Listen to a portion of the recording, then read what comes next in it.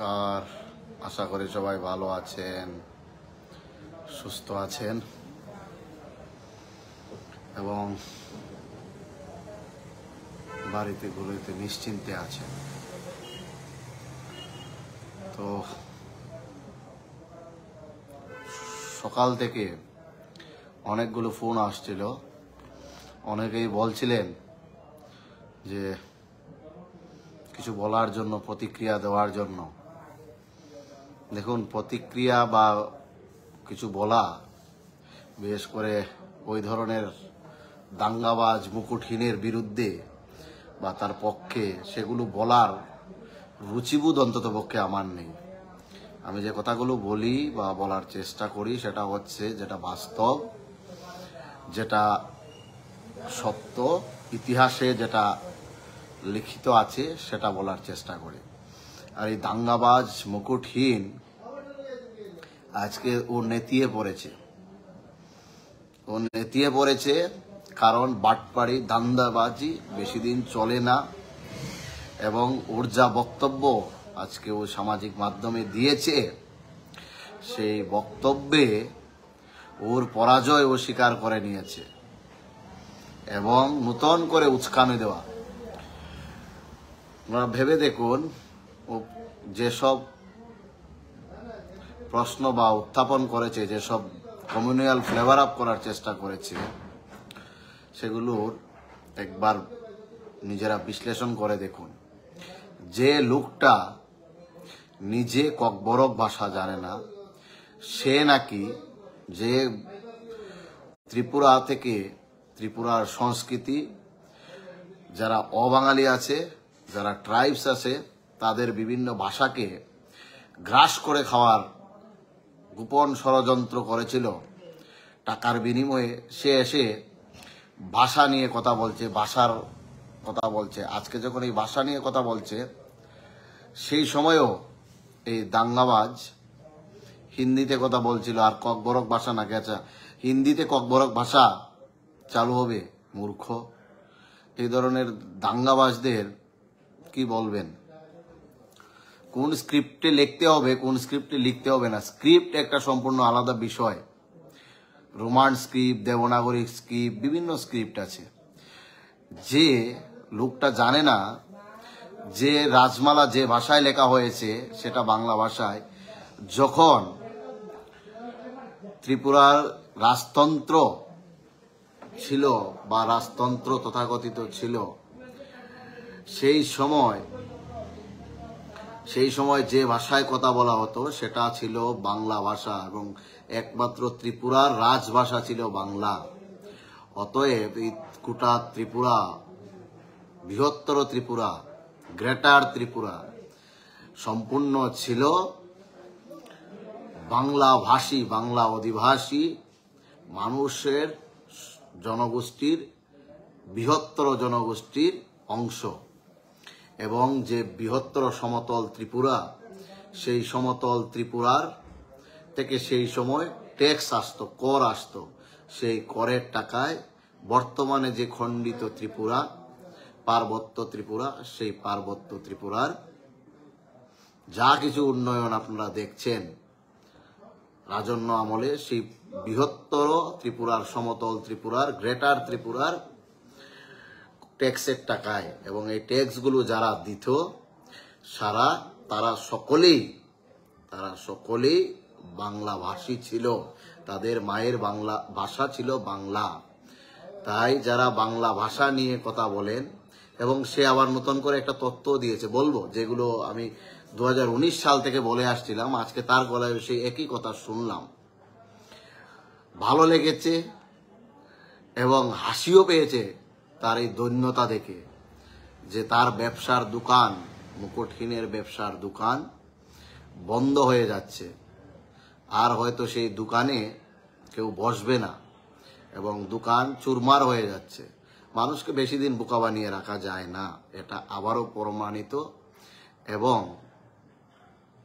যারা এই মুকুটহীনের ফাঁদে পা দিয়েছিলেন, তারা এখন পস্তাচ্ছেন, কারণ তারা সেই মুকুটহীনের পা দিয়ে এখন তারা ভাবছে যে আমি যে পাশের বাড়ির নিরীহ নিরপরাধ মানুষগুলোর সঙ্গে অন্যায় করেছি, অত্যাচার করেছি, হুমকি দিয়েছি, ধমকি দিয়েছি, চমকে দিয়েছি। এর পাপের বোঝা এখন আমাকে বইতে হবে। এই যে ন্যাক্কারজনক কাজ করেছি, এই হীনমন্যতায় নিয়ে এখন বাঁচতে হবে। এখন সে পাশের বাড়ির লোকটির সঙ্গে, গ্রামের লোকেদের সঙ্গে এই মুকুটহীনের চক্করে পড়ে হম্বিতম্বি যারা করেছিল, তাদের দিন শেষ হয়ে গেছে। তারা এখন পস্তাচ্ছে।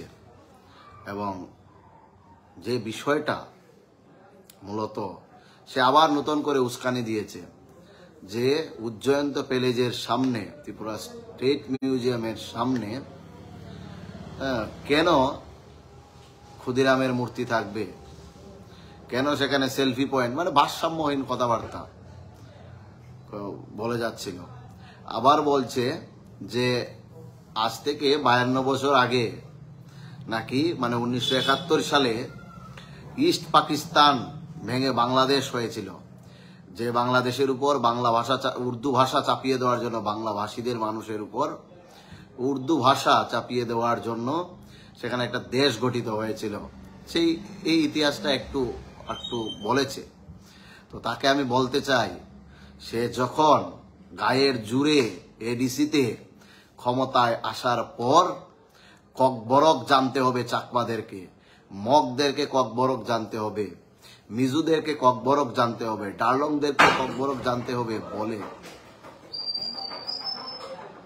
কথা বলছিল, তখন তার মনে নেই যে প্রত্যেকটা জনগোষ্ঠীর আলাদা আলাদা ভাষা আছে, তাদের সংস্কৃতি আছে।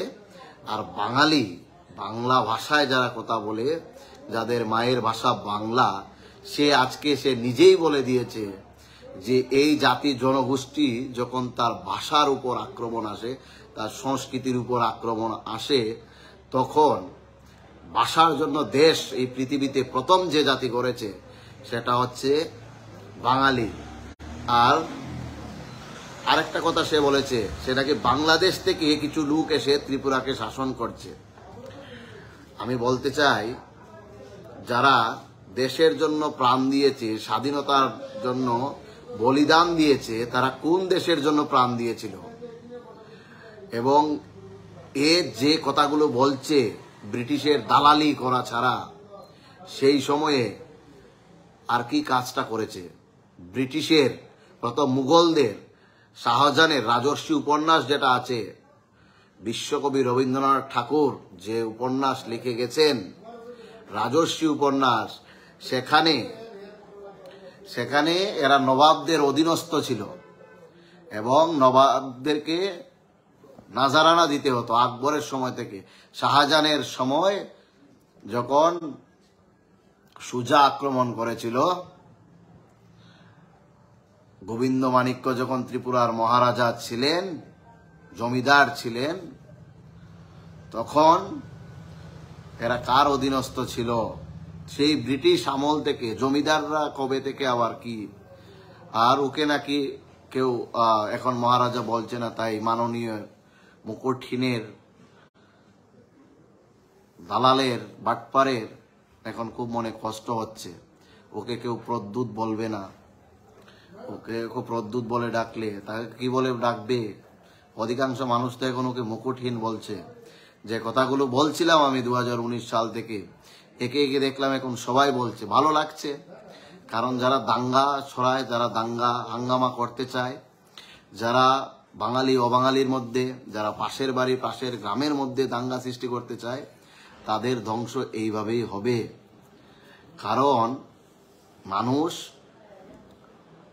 দাঙ্গা চায় না, মানুষ শান্তিতে বাঁচতে চায়। ওর রাজনৈতিক অভিলাষা পূরণ করার জন্য যেভাবে মানুষকে লেলিয়ে দিয়েছিল এডিসির নির্বাচনে, যেভাবে দাঙ্গা করেছিল, যে সন্ত্রাস করেছিল এডিসিতে ক্ষমতায় আসার পর, সেখানে বিপ্লব দেবের মতো গবেট যদি সেই সময় রাজ্যের মুখ্যমন্ত্রী না থাকতো, তাহলে এরা কখনোই ক্ষমতায় আসতে পারত না। এই বর্বর অসভ্য দানব মূর্খ বিপ্লব দেব ক্ষমতায় থাকার কারণে সেই সময় এডিসিতে ক্ষমতা দখল করতে পেরেছে। যখন বিপ্লব দেব ক্ষমতা থেকে চ্যুত হয় এদের রাতের ঘুম উড়ে যায়। আর ও আরেকটা কথা বলেছে যে এডিসিতে টাকা দেওয়া হয় না। আমি 2-4টা উদাহরণ দিচ্ছি। এডিসিতে যে পাহাড় পরিমাণ দুর্নীতি চলছে, সেই পাহাড় পরিমাণ দুর্নীতির কারণে এডিসির কোষাগার শূন্য হয়ে গেছে। ডলি রিয়াং আপনারা হয়তো জানবেন, শান্তির বাজারের দিকে উনি এমডিসি থেকে ইএম হয়েছেন। সেই ডলি রিয়াং সমাজ কল্যাণ ও সমাজ শিক্ষা দপ্তরের এডিসিতে উনি ইএম এক্সিকিউটিভ মেম্বার হিসেবে আছেন।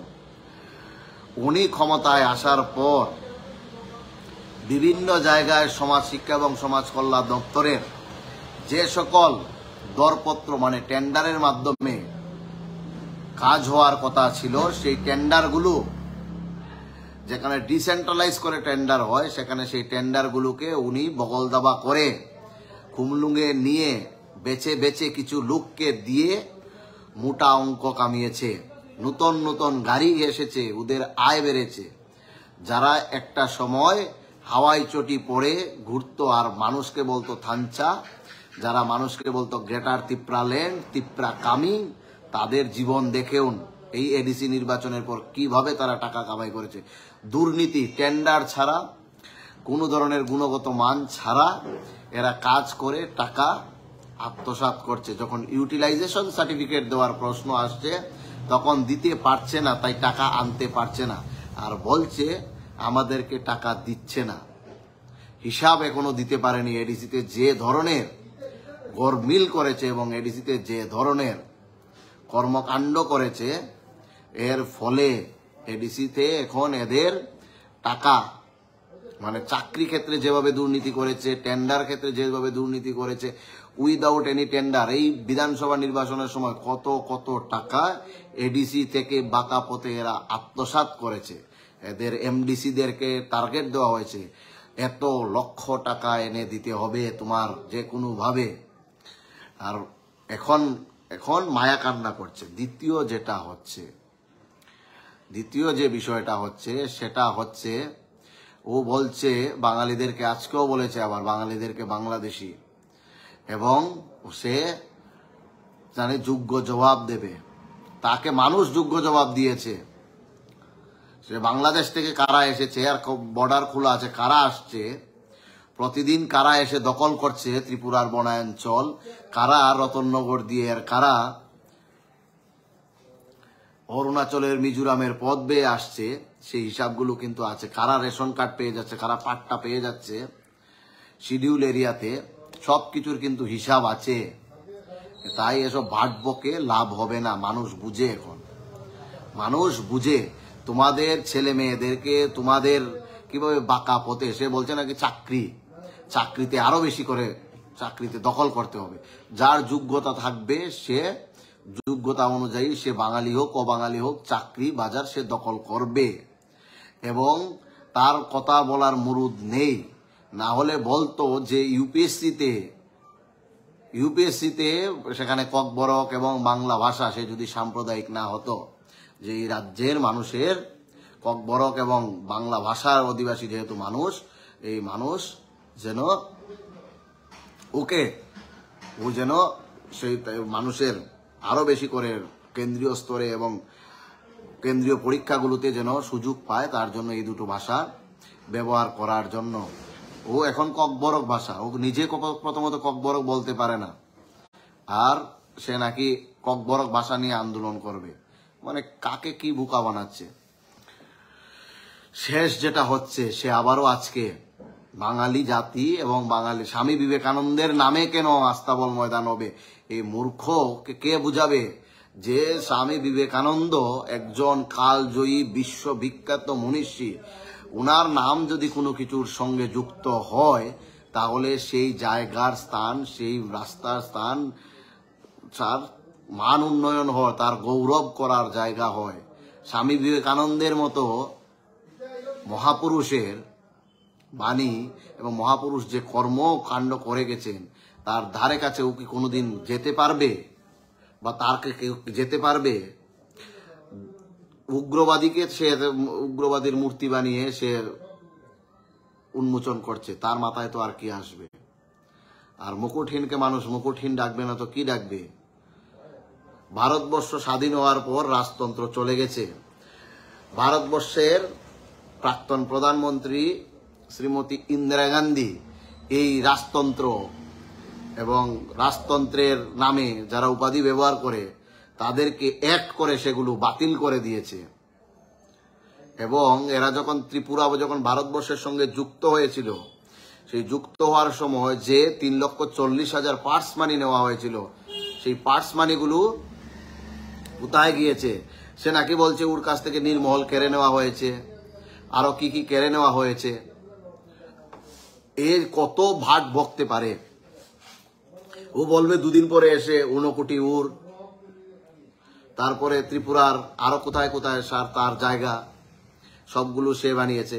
ট্যাক্স দিয়েছে সেই সময়ের যারা বাঙালি প্রজারা, এবং মালিক হয়ে গেছে সে। মানে ভেবে দেখুন এর চিন্তাধারা কি।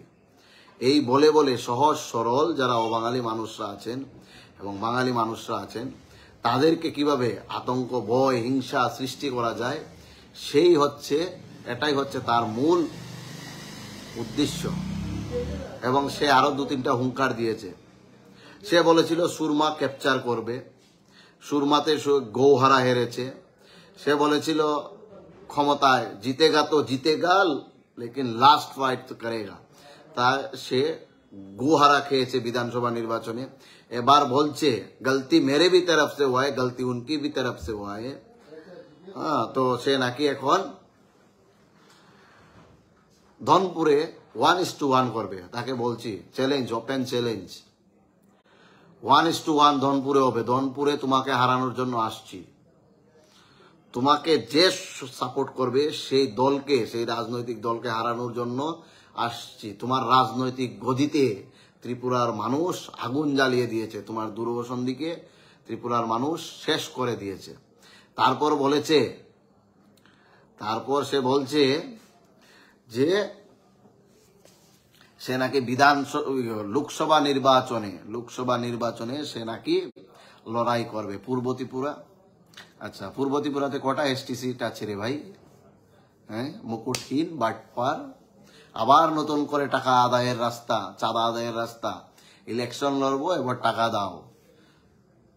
30টা বিধানসভা কেন্দ্র আছে। 30টা বিধানসভা কেন্দ্রতে কটা বিধানসভা কেন্দ্রতে জিততে পেরেছ? ছাউমনুতে হারলে, পেচারতলে হারলে, তারপর কটাতে জিতবে? কৃষ্ণপুরে হারলে জিততে পারবে? 30টা বিধানসভা কেন্দ্র আছে, গুহারা খেয়ে যাবে। ওকে বলছি যদি ওর এতই দম থাকে, ওকে ওপেন চ্যালেঞ্জ বলছি, ও ধনপুরে দাঁড়াক আর না হয় পূর্ব ত্রিপুরা লোকসভা আসনে দাঁড়াক, দেখবো ওর কত দম। ওকে হারিয়ে, গোহারা হারিয়ে বাড়ি ফেরত পাঠাবো। এরাই মানুষের কাঁধে, ওর তো স্টেজে উঠে ভাষণ দেওয়ার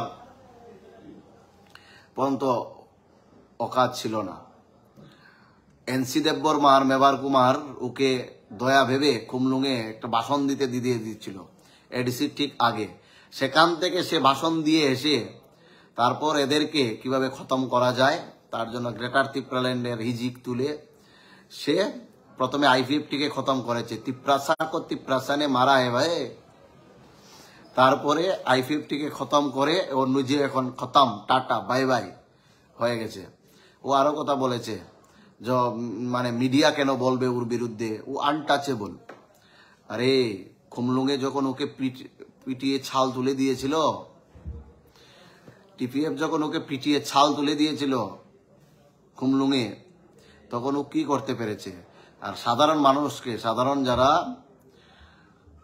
অবাঙালি তাদেরকে বলছে, সেই সকল মানুষগুলি, সেই জনগোষ্ঠীর ভাইদেরকে বোনেদেরকে বলছে যে সে তার বিরুদ্ধে যদি কোনো নিউজ হয় বা তার সত্যটা যদি উদ্ঘাটন হয়, ওরা যেন প্রতিবাদ করে, প্রটেস্ট করে, মানে উস্কানি দিচ্ছে। সেকেন্ড বলেছে, ও যখন হঠাৎ করে এসে এয়ারপোর্টে আগরতলা বিমানবন্দরে এসে সে বলছে যে মণিপুরে গন্ডগোল চলছে, মণিপুরে যারা আছে আমি তাদেরকে নিয়ে আসবো, হ্যান করবো তেন করবো। আর আজকে বলছে मेरा पास पैसा नहीं है, मैंने 300 करोड़ नहीं खाया, मैं ये अपना 1,90,00,000 रुपए मेरा मार्केट में कर्ज है। কি বলতে চাইছে, যখন খুশি তখন মানসিক ভারসাম্যহীনের মতো কথা বলছে। আজকে তাকে এতটা দুর্মস্য দেখাচ্ছিল, সে হেরে গেছে। সে মানুষের বিরুদ্ধে যে লড়াই শুরু করেছিল, ত্রিপুরার মানুষের বিরুদ্ধে, ত্রিপুরার কৃষি সংস্কৃতির বিরুদ্ধে যে লড়াই শুরু করেছিল, সেই লড়াই সে হেরে গেছে। মানুষ তাকে হারিয়ে দিয়েছে। এখন সে টিকে থাকতে চাইছে, তার রাজনৈতিক দোকান খুলে রাখতে চাইছে, কিন্তু এই মুকুটহীনের রাজনৈতিক দোকান চিরতরে বন্ধ হবে। এবং যে সকল মানুষদেরকে সে ভুল বুঝিয়ে সহজ সরল এই ত্রিপুরার মিশ্র জনগোষ্ঠীর বসবাসকারী ত্রিপুরার মানুষদেরকে যেভাবে একে অপরের বিরুদ্ধে লাগিয়ে দিয়েছে, একে অপরের বিরুদ্ধে বিদ্বেষ সৃষ্টি করতে চাইছে, বলছে বাঙালিকে গিয়ে বলছে হিন্দু তোমার শত্রু, মুসলিমদেরকে গিয়ে বলছে হিন্দুরা সব কেড়ে নিচ্ছে, আর পাহাড়ে গিয়ে বলছে বাঙালিরা সব তোমার কেড়ে নিচ্ছে। কেউ কারোর কিছু কেড়ে নিচ্ছে না। ত্রিপুরা রাজ্যে এসটিদের সব থেকে বেশি সংরক্ষণ, ভারতবর্ষের মধ্যে কোথাও এত বেশি সংরক্ষণ নেই। এসটি রাজ্যগুলিতে যেখানে এসটি 95% সেখানেও 90% সেখানেও এত রিজার্ভেশন নেই। তাই এইসব ভোগাস ভাওতাবাজি যারা বলে তাদেরকে ছুঁড়ে ফেলার সময় এসে গেছে। তার চক্করে আর পড়বেন না। পাশের বাড়ির লোক, নিজের গ্রামের লোক কখনোই আপনার শত্রু হতে পারে না। বিপদের সময় তারাই আপনার পাশে দাঁড়াবে, সে বাঙালি হোক সে অবাঙালি হোক। এই ত্রিপুরায় কেউ দাঙ্গা করতে চায় না। এই মুকুটহীনের মতো কিছু লোক এবং মুকুটহীনের সাঙ্গপাঙ্গরাই দাঙ্গা করতে চায়, কারণ তারা চায় তাদের মানে বাঁকা পথে কিভাবে লুটে পুটে টাকা খাওয়া যায়, ঠিক এডিজিতে যেভাবে লুটে পুটে খাচ্ছে টাকা, তো সেইগুলোকে যেভাবে প্রতিহত করা যায়, সেগুলোকে কিভাবে মোকাবিলা করা যায়, সকল অংশের মানুষকে চিন্তা করতে হবে। আর যারা ঘুষপেটিয়া, সেই ঘুষপেটিয়াদেরকে ত্রিপুরার বনভূমি দখল যারা করছে, যারা স্থানীয় মানুষের অধিকার লুণ্ঠন করছে, তাদের বিরুদ্ধে সকল অংশের মানুষকে জাতি ধর্ম বর্ণ নির্বিশেষে এগিয়ে আসতে হবে। তবেই এই ত্রিপুরার মধ্যে শান্তি সম্প্রীতি বজায় থাকবে। এবং মুকুটহীন হেরে গেছে। যারা বলছিলেন যে আমার কি প্রতিক্রিয়া, আমার এর সম্পর্কে এ ধরনের বাটপারের কথায় কোনো প্রতিক্রিয়া আমি দিতেই চাই না। যা ফ্যাক্ট সেটা আমি বললাম, সেটা 2019 সাল থেকে বলে আসছি, এখনো বলছি, আগামী দিনেও বলবো। কারণ আমি মনে করি ত্রিপুরার বনোফাইড সিটিজেন হিসাবে, একজন ট্যাক্স পেয়ার হিসাবে আমার কর্তব্য যে আমি যে ট্যাক্সটা দিচ্ছি এবং সেটা ত্রিপুরার মানুষ সঠিকভাবে সেটা পাচ্ছে কি পাচ্ছেন না, সেটা যদি না পায় প্রতিবাদ করাটাও আমার কর্তব্যের মধ্যে পড়ে। তো সবাই ভালো থাকবেন, সুস্থ থাকবেন। জয় হিন্দ, জয় ত্রিপুরা।